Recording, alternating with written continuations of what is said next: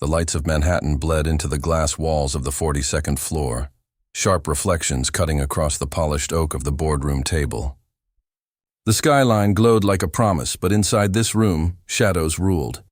A single envelope lay at the center of the table, its cream surface ordinary, except for the way silence clung to it, the way it seemed to pulse with weight. Everyone in the room watched it, though no one admitted they were watching. For the board of Ellison Crane, the largest private consultancy in the Northeast, meetings were never about what was said, they were about what was hidden. Tonight, the hidden had come to light. A young man in a charcoal suit, Jordan Ellis, leaned back in his chair, but his body was a coil of tension. He was 34, the company's youngest vice president of strategy, a man who had learned to play the corporate game better than anyone expected of him. He spoke fluent PowerPoint, wore his ambition like tailored silk, and smiled in rooms where people thought he should remain silent. He was the future face of Ellison Crane, or so they said. But as he stared at the envelope, at the neat black ink spelling his name across its front, Jordan realized the future was about to collapse.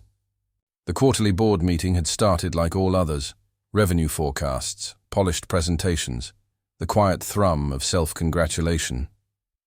Patricia Holloway, the chief people officer, had smiled her way through another 10-minute lecture about initiatives for diversity and belonging, her words carefully rehearsed, her voice syrupy with false empathy. Everyone nodded at the right moments, the same way they had nodded when she unveiled the new recruiting slogan, "Different faces, same excellence." Jordan had bit his tongue then, knowing the slogan was a lie. Tonight he no longer had to. His phone buzzed halfway through the CFO's report. One vibration, then two. He glanced down, expecting another analyst's summary. Instead, a name filled his screen: Amira Khan. Jordan's stomach tightened. Amira had been one of the firm's most promising analysts, sharp-eyed and unflinching, a woman who could cut through spreadsheets like a surgeon. 3 weeks ago she vanished. No farewell email, no goodbye drinks. HR said she left voluntarily. The whispers said otherwise. He opened the message under the table. "For your eyes only. They will bury this." Attached was a file. Jordan swiped it open and his breath left him in a rush. 31 emails. Each one stamped with the company logo, each one marked unresolved. He skimmed the subject lines, his pulse quickening with each. Promotion discrimination, client optics. Complaint, racial slur from supervisor. Follow-up on retaliation concerns. 31 voices. 31 silenced cries for help. At the bottom of every email chain was the same cold sign-off: Patricia Holloway, Chief People Officer. Jordan's hands trembled as he read. He felt heat rise in his chest, a fire fanned by years of microaggressions, of stares in hotel lobbies, of executives asking him to fetch coffee during meetings where he was supposed to be presenting strategy. He thought of the time a client mistook him for the valet, pressing keys into his hand. He thought of the awkward apologies that followed, apologies that never mattered. And now, 31 people, their careers stalled or broken, their voices erased. All buried by Patricia. By this company. By silence. He looked up. Patricia sat 3 seats away, sipping water, her face composed, her pearls catching the light. She was the picture of corporate grace. The CEO, Richard Crane, leaned back in his chair with the smug ease of a man who thought the world owed him nothing less than obedience. The others, directors and VPs, whispered among themselves, unaware of the storm that had already broken. Jordan could close his phone, slide it back into his pocket, and let the meeting continue. He could protect his career, his hard-earned seat at the table. Or he could open his briefcase, pull out the envelope Amira had slipped under his office door that morning, and force the truth into the light. He felt the weight of the decision press against his ribs. His father's voice echoed in his mind. Never give them an excuse to take what you earned. He thought of Amira, vanished without explanation. He thought of the engineer who would never make partner. The project manager told her accent disqualified her. The interns who walked away believing success wasn't made for people like them. Jordan reached down. His fingers brushed the brass clip of his briefcase. He unlatched it slowly, the click echoing too loudly in the silent room. Every head turned. He slid the envelope out and placed it in the center of the table. The room stilled, the air thick enough to choke. "Before we move on," Jordan said, his voice low, deliberate.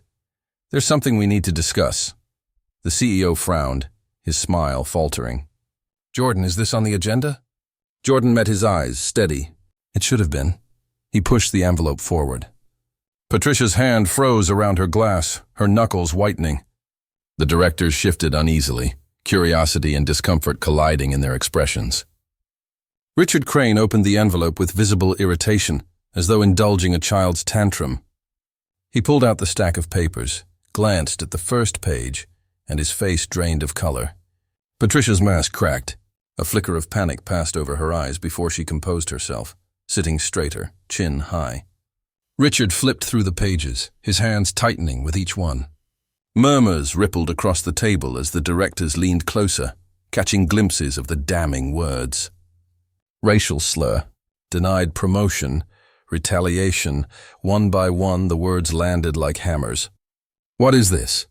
Richard demanded, though his voice had lost its steel. Jordan leaned forward.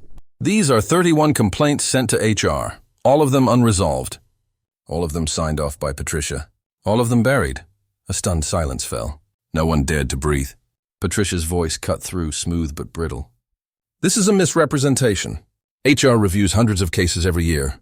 These are isolated incidents." Jordan's palm struck the table, the sharp crack making everyone flinch. "Don't call 31 people isolated incidents. Don't insult them by pretending their pain is a clerical error. You buried them, Patricia. You buried every one of them." Her eyes narrowed, venom replacing charm. "Be careful, Jordan. Accusations like that can end careers." Jordan met her gaze, unblinking. "So can the truth." The room teetered on the edge of chaos. Richard Crane's jaw worked as he tried to regain control, his eyes darting to the directors, gauging their reactions. Some looked horrified, others calculating. Jordan knew what they were thinking. Risk, liability, exposure. "Billions on the line. We will handle this internally," Richard said finally, his tone icy. "This is not the place for—" "This is exactly the place," Jordan cut in, his voice rising. "This table is where decisions are made. Decisions that affect lives, careers, futures. You cannot hide this in some internal audit. You cannot bury 31 voices because they make you uncomfortable." He stood, his chair scraping against the floor. His heart hammered, but his voice was steady, amplified by years of swallowed humiliation. "I've worked too hard to stay silent while people are crushed under the weight of your hypocrisy. You want diversity? Here it is, diversity of pain, diversity of silence. Diversity of the ones you thought no one would believe."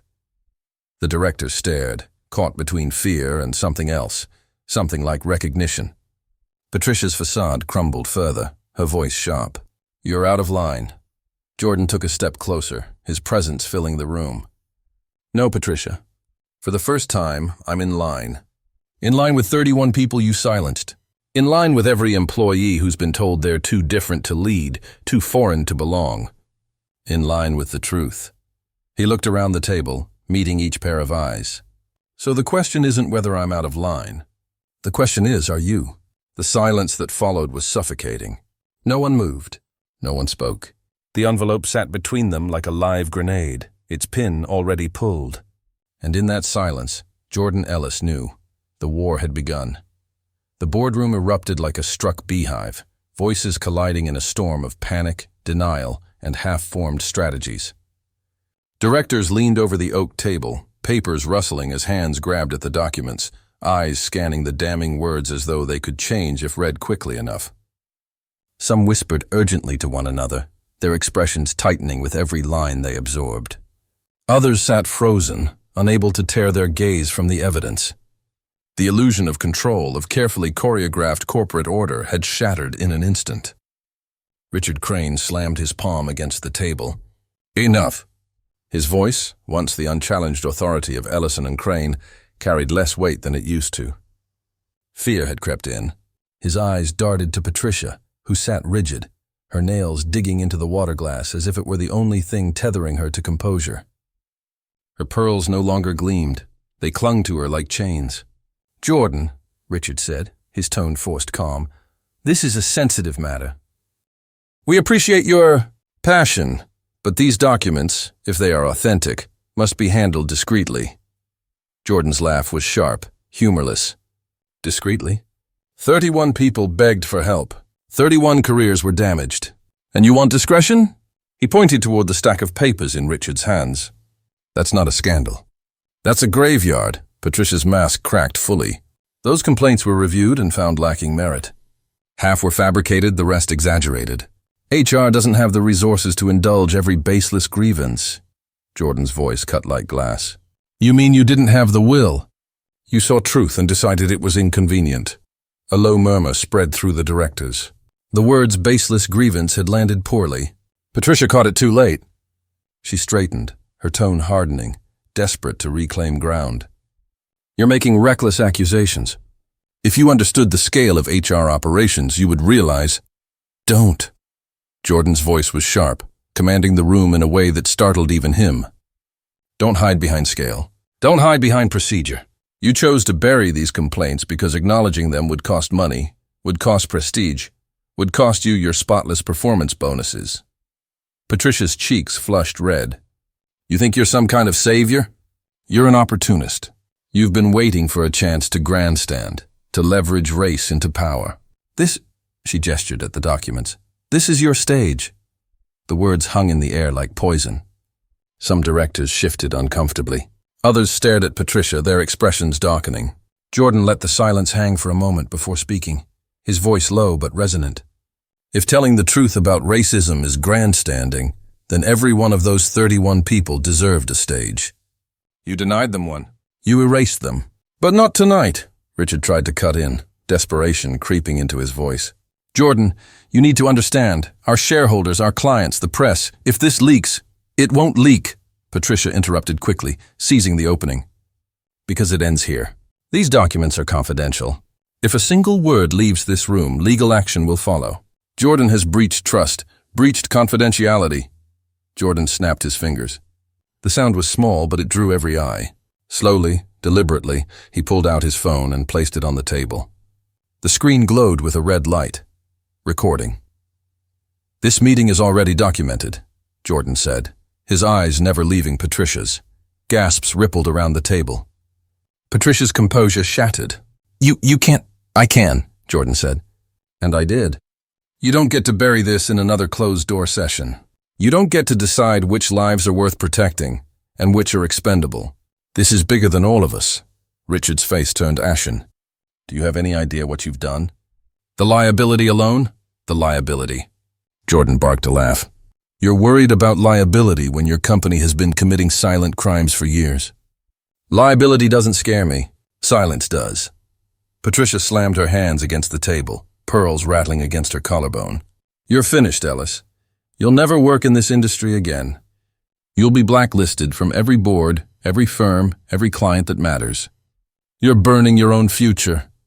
Jordan leaned across the table, his voice a blade. If my future costs their justice, then burn it. A director at the far end, a woman named Eleanor Whitmore, cleared her throat. She had been silent until now, observing with the patience of a hawk. Her silver hair framed a face carved by decades of corporate wars. We need to think carefully, she said, her voice measured. Jordan has presented evidence that cannot be ignored. Patricia, your response so far has been insufficient. Patricia whipped toward her, disbelief flashing. Eleanor, you can't seriously. I can, Eleanor said, her tone iron. Because unlike some of you, I still remember that we're not untouchable. These documents, if real, will not stay buried. And if they surface without us controlling the narrative, Ellison Crane is finished. The weight of her words landed heavily. Several directors nodded slowly, unease spreading. Richard looked cornered, his empire trembling beneath him. Patricia's fury simmered, but even she sensed the shifting tide. So what do you propose? She asked bitterly. Eleanor turned to Jordan. You've put us in an impossible position, but perhaps the only honest one. If we do nothing, we're complicit. If we fight you, we'll lose. The question is, what do you want, Jordan? The room fell silent again, all eyes fixed on him. For a moment, Jordan felt the gravity of the moment press down. He hadn't expected this, hadn't planned demands or ultimatums. He only knew he couldn't stay silent anymore. He inhaled slowly. I want acknowledgement, public acknowledgement. 31 people whose voices were erased must be heard. Their cases reopened, reviewed independently. Reparations for damages, promotions where earned, apologies where due. And I want Patricia Holloway removed from her position immediately. Patricia shot up from her chair. Absolutely not. This is extortion. This is justice, Jordan said, steel in his tone. Richard's fist slammed against the table again, desperation seeping through his controlled facade. Enough. We will not destroy this company over unverified claims. We'll conduct an internal review and...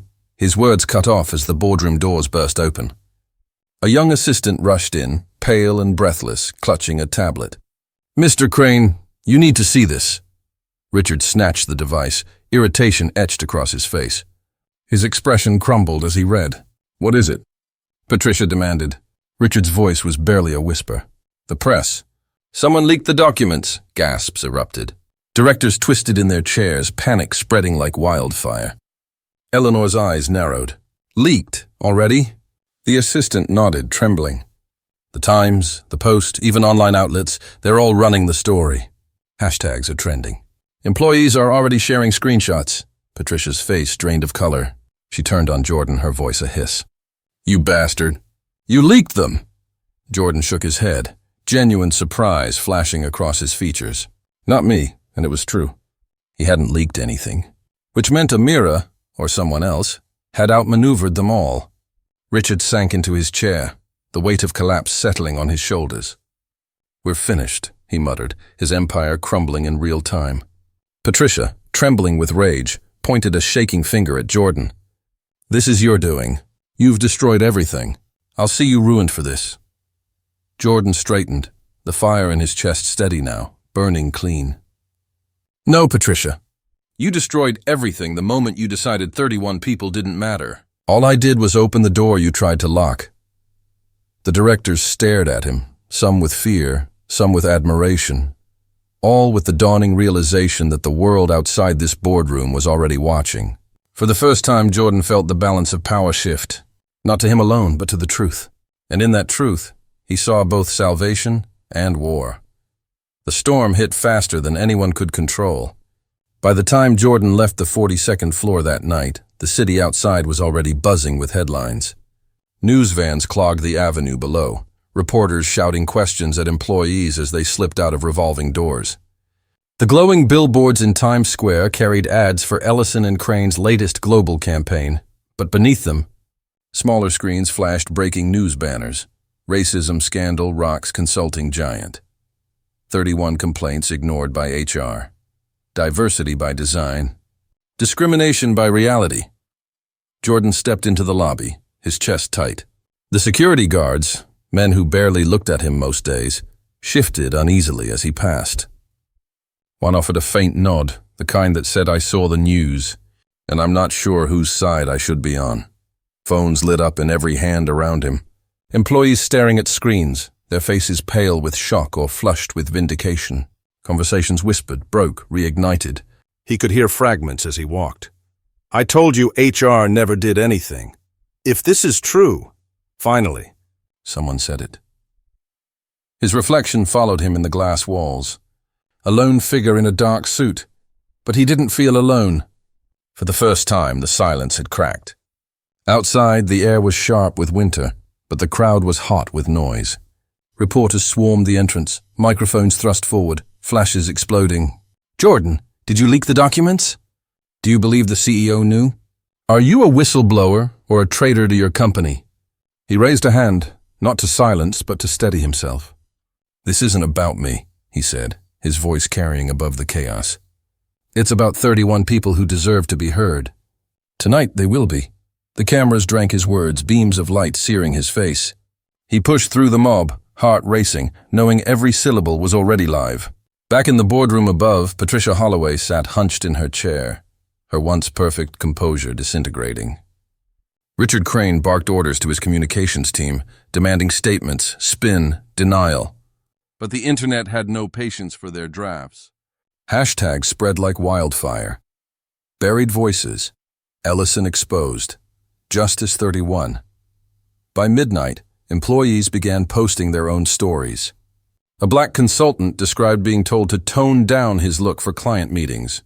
A Latina associate revealed she was repeatedly passed over for promotions in favor of less experienced colleagues. Screenshots of emails, Slack messages, performance reviews, all poured out. What had started as 31 voices became hundreds. By dawn, Ellison Crane was no longer a consultancy. It was a crime scene. Jordan barely slept. His phone buzzed with reporters, lawyers, strangers thanking him, strangers threatening him. Some called him a hero. Others called him reckless. He scrolled through it all in the dim light of his apartment, the city humming outside. His mother called just after sunrise, her voice trembling. "Jordan, baby, are you safe?" "I'm fine, Mom." He wasn't, but he needed her to believe it. "They're saying terrible things about you on the news." "They'll say worse before this is over."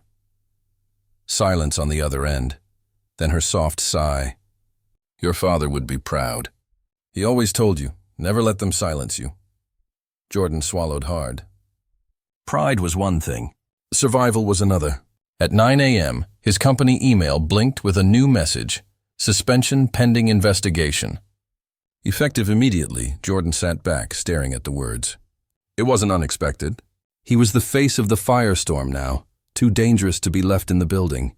But as he read the sterile language, he felt no fear. Suspension wasn't exile. Suspension was liberation. He stepped outside to find a wall of cameras waiting. The news had spread. He was no longer anonymous. His face was on screens, his words replayed in clips. He had become the whistleblower, the insider who cracked the facade. He raised his head as microphones swarmed again. "Mr. Ellis, how do you respond to your suspension? Do you regret your actions? What's your next step?" He met the chaos with calm. "This isn't the end of my career," he said, steady. "This is the beginning of their reckoning." Across the city, Patricia Holloway paced her office like a caged animal. Her phone rang endlessly. Lawyers, allies, journalists hungry for comment. She ignored most, clinging to the belief that if she could weather the first blow, the storm would pass. But every hour brought new leaks, new testimonies. By afternoon, former employees went live on television, recounting the retaliation, the slurs, the betrayals. Patricia's name was in every sentence. Richard Crane convened an emergency board meeting without Jordan. He demanded unity, demanded strategy. But for the first time, cracks showed. Directors argued, voices raised. Some insisted on firing Patricia immediately, sacrificing her to save the company. Others feared it was too late, that no scapegoat could undo the damage. "We need control," Richard snapped, his face purple with rage. "We need to show strength." Eleanor Whitmore leaned back in her chair, her voice quiet but cutting. "Strength or truth? Because the two aren't the same anymore." Outside the ivory tower, the employees of Ellison Crane began to move. By evening, hundreds gathered in the lobby, a silent protest that filled the marble floors. They carried no signs, no chants. Only silence, the kind that screamed louder than any slogan. Jordan heard about it through a friend still inside. The image of those employees standing shoulder to shoulder in quiet defiance seared itself into his mind. He realized then that he wasn't just fighting for 31 voices. He was fighting for thousands. That night, Amira Khan finally reached out. Her message was short, typed from a burner phone. "You weren't supposed to carry this alone. Meet me tomorrow, 10 a.m. Central Park near the fountain." Jordan stared at the words. Relief and fear tangled in his chest. Amira was alive, and she was still fighting. But if she was reaching out, it meant the battle was only beginning. The next morning, the park was crisp with early light. Jordan approached the fountain, scanning the benches. Amira sat with her hood up, eyes sharp, a folder tucked under her arm. She looked thinner, worn, but her presence was fierce. "You lit the match," she said as he sat. "But the fire's bigger than you think." She handed him the folder. Inside were more documents, internal memos, hidden audits, performance reviews flagged for client optics. Proof that discrimination wasn't isolated but systemic, engineered into the company's DNA.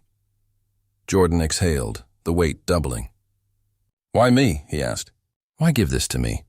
Amira's eyes softened for a moment. "Because you were the only one who didn't look away. You were the only one who still believed we could fight."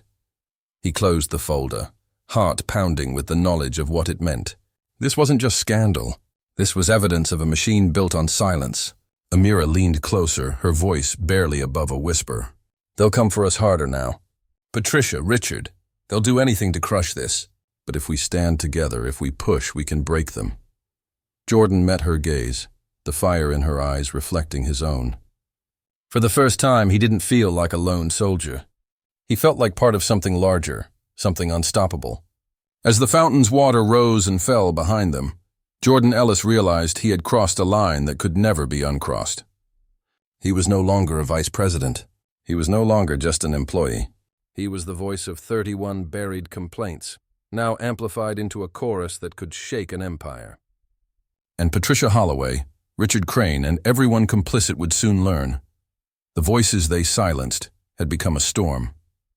This is where Patricia and Richard go on the offensive to bury the scandal, using intimidation, PR warfare, and legal muscle, while Jordan and Amira start forming alliances, gathering whistleblowers, and realizing the fight has become bigger than the company itself. The company struck back before sunrise. Billboards that had advertised Ellison Crane's prestige now carried defensive slogans. Committed to diversity. Standing together. Full-page ads ran in the Wall Street Journal and Financial Times. Glossy spreads filled with diverse, smiling employees under the company's logo. It was a desperate act of image control, transparent to anyone paying attention, but relentless in its reach. The machine had turned its spotlight away from the victims and onto itself, painting over the cracks with polished colors. Behind closed doors, Patricia Holloway and Richard Crane sharpened their strategy. Patricia stood at the head of the war room table, her eyes bloodshot but unyielding. We hit them legally. Defamation suits against the loudest ex-employees. Cease and desist orders against anyone leaking documents. We dragged Jordan Ellis through the mud until no one trusts him. Richard leaned forward, jabbing a finger against the table. We don't just defend, we attack. Frame him as disgruntled, unstable. Feed the press stories about financial misconduct, insubordination, anything we can spin. Patricia's voice hardened. He wants war. Let's give him one. The first strike came that afternoon. A smear piece dropped in a major business outlet. Insider sources question motives of suspended VP. Anonymous voices claimed Jordan had been bitter about being passed over for partner. Others alleged he had personal grudges against Patricia. His photograph sat beside the headline, shadowed and cold. Jordan read it at his kitchen table, the folder from Amira still lying open beside his laptop. He felt the sting, not because the lies cut deep, but because they spread so quickly. His phone buzzed with messages from friends. Ignore it. We know it's false. Stay strong. But beneath their encouragement lay a truth. The smear campaign had begun. Amira wasn't surprised. They met again that evening in a dim coffee shop on the Lower East Side, its windows fogged from the winter air. She slid a newspaper across the table toward him. They're moving faster than we thought. They'll try to bury us in noise.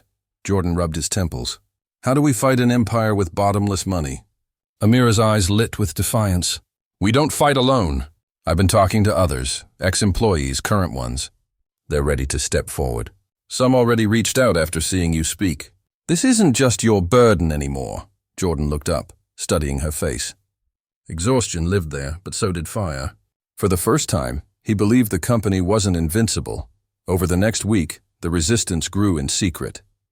Jordan and Amira moved from apartments to borrowed offices, small conference rooms lent by sympathetic nonprofits, late-night video calls with employees who still feared exposure. One by one, the stories poured in. A woman demoted after reporting harassment. An analyst given impossible workloads until he broke down, then labeled unstable in his file. A recruiter instructed to filter resumes by client preference, a code for whiteness. Every testimony added weight, building a case that was no longer about 31 complaints but about an entire culture of rot. Jordan became the anchor, the face the media chased, but Amira became the strategist, weaving stories into patterns, connecting dots that proved systemic intent. Together they formed the skeleton of a coalition. Meanwhile, Patricia escalated her counterattack. She held press conferences, her tone measured, her appearance flawless. Ellison Crane does not tolerate discrimination, she declared into the microphones. We are conducting a full internal review. Any claims to the contrary are baseless, motivated by personal agendas. Cameras loved her. Investors clung to her reassurances, but cracks showed beneath the gloss. Share prices slid daily.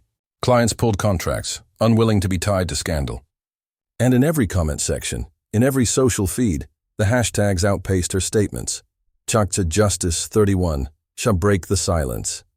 The more she spoke, the more people doubted. The boardroom grew hostile. Richard Crane snapped at Patricia during meetings. Your face is plastered on every headline. You've become the scandal. Patricia shot back. You put me here to clean up your mess, Richard. Don't pretend this wasn't built on your silence. Eleanor Whitmore, cool as ever, sat back and watched them fracture. She didn't speak much, but when she did, her words sliced clean. You can't contain a flood with a mop. The tide has turned. Patricia glared at her but offered no reply. Jordan's suspension turned into exile. His company email was locked, his access revoked. His name appeared on internal memos labeled, "Unauthorized contact, do not engage." Yet the more they cut him off, the more powerful his voice became outside. He appeared on news panels, not with anger but with measured calm. He spoke not about himself but about those silenced. This isn't about one man or one promotion, he told a primetime host. This is about a culture that profits from discrimination while selling diversity in glossy brochures. His words resonated. Viewers saw not a disgruntled employee, but a truth-teller. The backlash against Patricia deepened when a leaked recording surfaced, an internal call where she dismissed complaints as overblown and warned managers not to let emotion cloud business. The audio spread like wildfire, dismantling her carefully built persona of empathy. Within hours, the clip trended worldwide. The company scrambled to call it taken out of context, but no amount of spin could erase her voice, dripping with contempt. For Jordan and Amira, it was proof they were winning. For Patricia, it was the beginning of her unraveling. Still, the fight wasn't safe. Late one night, as Jordan left a meeting with a whistleblower, he noticed a black SUV idling at the corner, its engine rumbling. It followed him for 3 blocks before peeling away. Another time, Amira's apartment door was left ajar, though she swore she had locked it. They understood then. This wasn't just corporate pushback. It was intimidation. Richard Crane had deeper tools than PR. They tightened their circles, encrypted their communications, and leaned harder into public exposure as their shield. The brighter the spotlight, the harder it was for the shadows to strike. By the end of the month, what began as 31 complaints had transformed into a movement. Jordan and Amira sat in a cramped office late at night, surrounded by folders, laptops, and empty coffee cups. The walls were plastered with sticky notes, names, dates, incidents, connections. It looked less like an office and more like a war room. Amira stood before the wall, pointing to clusters of notes. These aren't isolated. They're patterns. Hiring, promotion, retaliation, it's all systemic. If we present this right, we don't just expose a scandal. We prove intent. Jordan nodded, the exhaustion in his bones outweighed by determination. Then it's time to stop reacting. It's time to go on the offensive. The next morning, he called a press conference of his own. No polished hotel ballroom, no corporate backdrop. Just a community center hall in Harlem, packed with employees past and present, cameras lining the walls. Jordan stepped to the podium, Amira at his side. He looked out at the faces that had been ignored, erased, silenced, and felt the weight of what was about to happen. He raised the folder, the same one Amira had first given him. These are not stories of bitterness. These are not exaggerations. These are lives, careers, and futures destroyed by systemic discrimination. And this company, Ellison Crane, built its empire on their silence. No more, the crowd erupted. Reporters shouted questions, flashes blinded. But Jordan didn't flinch. Amira stepped forward, her voice ringing clear. We are not afraid. We will not be silenced. And we will not stop until accountability is real. That night, the company's stock plunged another 12%. Major clients froze contracts. Lawmakers tweeted statements calling for investigations. And in the penthouse office of Ellison Crane, Patricia Holloway slammed her fist against the glass window, staring out at a skyline that suddenly felt hostile. She turned to Richard, her voice breaking for the first time. We're losing control. Richard's reply was cold, measured. Then we take control back, whatever it costs. But deep down, even he knew. The tide had already shifted. This is where the fight leaves the company walls and explodes into the national stage. Congressional hearings, lawsuits, legal warfare, and political games. Patricia and Richard deploy their deepest resources. But Jordan, Amira, and the growing coalition push back with evidence, whistleblowers, and truth. The hearings began in a marble hall that smelled of history and judgment. The seal of the United States gleamed above the dais, flanked by flags. Television cameras filled every corner, wires snaking across the carpet like veins, broadcasting every breath to millions. Jordan Ellis sat at the witness table, a microphone angled toward him, his hands folded tightly in front of him.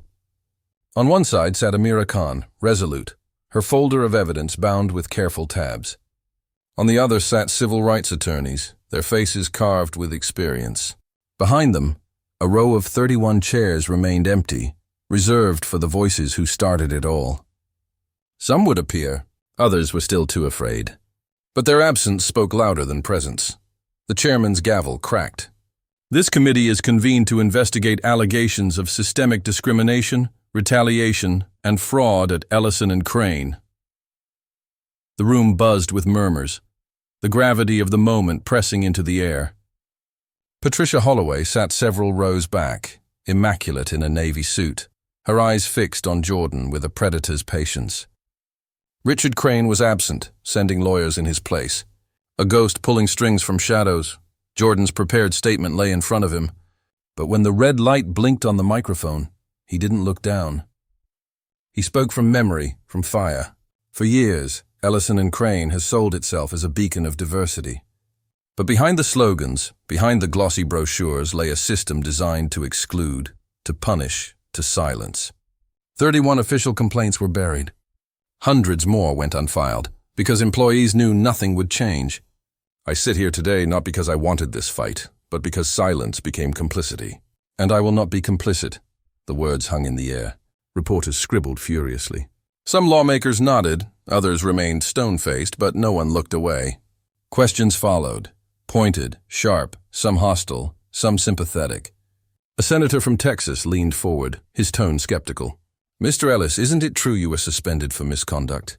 How do we know this isn't a vendetta? Jordan met his gaze without blinking. I was suspended for telling the truth.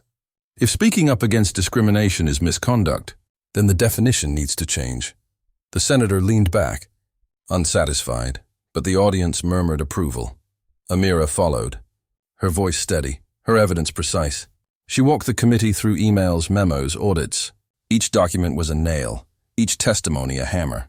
She showed how hiring pipelines filtered out black and brown candidates under the guise of client fit. How promotions skewed year after year toward white men despite performance metrics.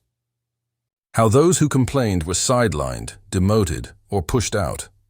She didn't raise her voice, but her words cut sharper than any shout. This wasn't negligence, she concluded.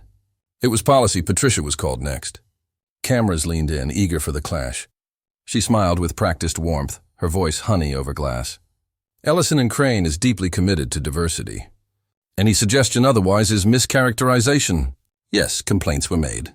Yes, some may not have been handled perfectly. But we are reforming, we are listening. These accusations, while dramatic, do not reflect the truth of who we are. She turned slightly, glancing toward Jordan. It saddens me to see talented individuals misled into believing otherwise. The theater of denial collided with the weight of evidence. Senators grilled her, playing the leaked audio of her dismissing complaints as overblown. Patricia's mask cracked, her jaw tightening. Those remarks were taken out of context, she insisted. But the clip replayed on every news broadcast, her voice cold and clear. Context no longer mattered. Outside the hearing, the nation divided. Cable networks split into camps, some portraying Jordan as a courageous whistleblower, others painting him as a disgruntled opportunist undermining business. Hashtags trended daily. Protesters gathered outside Ellison Crane headquarters, their signs filling the plaza. Justice for 31. Accountability now. Employees inside reported a company in freefall. Clients walking away. Recruiters fleeing, morale collapsing. Richard Crane finally broke his silence with a televised interview. He appeared in his penthouse, city lights glittering behind him, his voice low and grave. "I built this firm from nothing," he said, "and I will not see it destroyed by exaggerations and half-truths. We made mistakes, yes, but to call us racist, to tarnish decades of work, this is a witch hunt." His words carried weight with some, but even as he spoke, another whistleblower stepped forward, a former executive who confirmed Jordan and Amira's claims. The cracks in the empire widened, the legal war escalated. Ellison Crane filed defamation suits against Jordan and several ex-employees, a move meant to intimidate. But civil rights lawyers countersued, representing the 31 complaints as a class action. Courts filled with motions, filings stacked like towers of paper. For every attack, a counterstrike landed. Patricia found herself deposed for hours, her every word scrutinized, her every denial challenged. Richard avoided subpoenas with high-priced lawyers, but his absence only deepened suspicion. Jordan and Amira worked around the clock. Their small office became a true war room. Maps of connections, timelines of events, charts linking discrimination to profit margins. They discovered that by retaining fewer women and minorities at senior levels, the company had quietly funneled bonuses and promotions to a select group of insiders, men who looked like Richard, thought like Richard, and obeyed like Richard. The discrimination wasn't just culture, it was profit, and profit was the one crime investors couldn't forgive. The climax came when the committee released its interim report. It was damning. It outlined systemic discrimination, deliberate suppression of complaints, and potential fraud in diversity reporting. Headlines blared, "Ellison Crane built on lies." The company's stock plummeted 30% overnight. Shareholders revolted. Calls for leadership change filled the air. Patricia's face, once polished into perfection, now appeared on magazine covers under headlines like "The Fall of the Queenmaker." But victory wasn't yet secure. Late one night, as Jordan walked home, he received a call from an unlisted number. A gravelly voice spoke, "Stop now, or next time, it won't just be your job." The line went dead. His blood ran cold. He glanced behind him. No one there. But the message was clear. The fight had crossed from boardrooms to back alleys, he told Amira the next morning. She didn't flinch. "Then they're desperate, which means we're winning." Her eyes burned with defiance, but Jordan saw the fear beneath it. He felt it too. They weren't soldiers, yet they were in a war where the enemy had no limits. But pulling back wasn't an option. Not anymore. As the second round of hearings approached, the stakes crystallized. This wasn't just about Ellison Crane. Other firms whispered nervously, knowing their own skeletons rattled in closets. Lawmakers hinted at sweeping reforms, new regulations on corporate accountability, transparency in HR. The fight had grown larger than any of them imagined. On the morning of the next hearing, Jordan stood before a mirror, adjusting his tie. His reflection looked older, harder, as though months had carved years into him. Amira appeared behind him, straightening her blazer. "Ready?" she asked. He met her eyes in the mirror. "I don't know if I'll ever be ready, but I know I won't be silent." Together they walked toward the hall where cameras waited, where Patricia would fight for her survival, where Richard's empire would tremble. The war wasn't over, but the tide had turned, and as Jordan stepped once more into the blinding lights of truth, he knew. History had already chosen its side. The collapse didn't happen with an explosion. It happened with a series of quiet signatures. On a gray Tuesday morning, the board of Ellison Crane met in emergency session.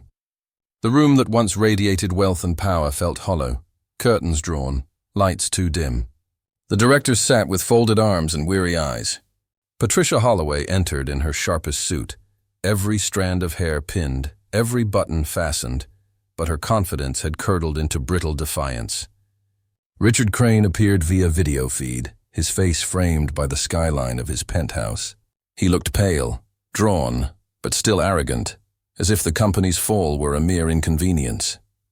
The chairman cleared his throat. "The interim report leaves us no choice. Clients are gone. Shareholders are restless. Our stock has lost 40% in 2 months. We need accountability." Patricia sat straighter, her voice polished. "I've dedicated my life to this company. If mistakes were made, I take responsibility. but I will not be scapegoated for decades of culture that existed long before me. Eleanor Whitmore, quiet until now, spoke. Patricia, this isn't scapegoating. This is survival. The company cannot move forward with you in leadership. Patricia's eyes darted around the table, searching for allies, but found only lowered gazes. The vote came swiftly. Unanimous removal as Chief Operating Officer. Patricia Holloway, once untouchable, was finished. Richard barked through the screen. This is cowardice! You think sacrificing her will save us? You're fools. I built this firm. You need me, but the board wasn't listening. A motion followed. Separation of Richard Crane from day-to-day management. He would remain a figurehead in name only, stripped of power, a relic tethered to a sinking ship. His face reddened, voice shaking with rage. You'll regret this. You'll all regret this. The screen went black. Patricia rose slowly, her chair scraping against the floor. She gathered her leather portfolio with trembling hands, but when she turned, her eyes locked on Eleanor. You think they'll make you queen after this? You think tearing me down will build you up? You don't know how dirty this fight will get. Eleanor didn't flinch. No, Patricia. I know exactly how dirty it already was. Patricia stormed out, the echo of her heels marking the end of an era. The world reacted within hours. Headlines screamed, Holloway ousted. Crane stripped of power. Stock prices stabilized slightly, not because investors trusted the company, but because they believed blood had finally been spilled. Clients hesitated, waiting to see what came next. Employees whispered in hallways, some celebrating, some fearful. The queen had fallen, but the kingdom was still in ruins. For Jordan, the news arrived in the middle of a meeting with civil rights attorneys. He sat stunned, staring at the headline on his phone. Patricia, gone. Crane, hobbled. It should have felt like victory. Instead, it felt like a beginning. Amira watched him carefully. You did it, she said softly. No, Jordan murmured. We all did. But it's not over, she leaned forward. It might never be over. Not really, weeks passed. The hearings concluded with a final report that was more devastating than anyone imagined. Ellison Crane was found guilty of systemic discrimination, retaliation, and fraudulent misrepresentation in diversity reporting. Penalties loomed. Fines in the hundreds of millions, mandatory oversight, the possibility of losing federal contracts. More importantly, the scandal sparked a national reckoning. Other firms came under investigation. Laws were proposed to mandate transparency in HR data. What started as 31 buried complaints now threatened to reshape corporate America. Jordan became a reluctant figurehead. His face appeared on magazine covers under headlines like "The Whistleblower Who Changed the Game" and "The Man Who Took on the Giant." Invitations poured in. Speeches at universities, panels at conferences, interviews on primetime television. Some painted him as a hero. Others accused him of destroying livelihoods. He accepted some appearances, declined many. Fame was never the goal. Justice was. One evening, after a long day of meetings, Jordan walked through Harlem alone. The city buzzed with spring energy, music spilling from open windows, children laughing on sidewalks. He stopped in front of a mural freshly painted on a brick wall. It showed 31 silhouettes rising into light, their mouths open in song. At the center, faint but clear, was his likeness, hand raised. Beneath it, in bold letters, "No more silence." He stood frozen, breath caught in his chest. He hadn't asked for this. He hadn't wanted to be a symbol, yet here it was, undeniable. Amira found him there, having followed the same trail of whispers. She studied the mural beside him, then turned. "They're looking to you," she said. "I didn't ask for it. Symbols don't get to choose." The company reached out weeks later. A letter, formal and polished, arrived at his door. The board requested a private meeting. Curious, cautious, Jordan agreed. He entered the same boardroom where months earlier he had dropped the black folder. The air felt different now, less arrogance, more desperation. Eleanor Whitmore greeted him at the head of the table. "Jordan, thank you for coming. I'll be direct. We want you to return. Not as vice president, as chief ethics officer. To help us rebuild." The room hushed. The words hung heavy. Jordan leaned back, scanning the faces of men and women who had once ignored him, silenced him, suspended him. Now they looked at him like salvation. "You want me to fix the house you burned down?" Eleanor's voice was calm. "We want you to help us build something new." For a long moment, Jordan said nothing. He thought of the 31 voices. He thought of the SUV that had followed him, the threats, the sleepless nights. He thought of Patricia's smirk, Richard's arrogance, the rot that had hollowed this company for decades. Could it truly change? Or would his presence simply whitewash their sins? Amira's words returned to him. Symbols don't get to choose. Finally, he spoke. "If I come back, it won't be as your savior. It will be as your conscience.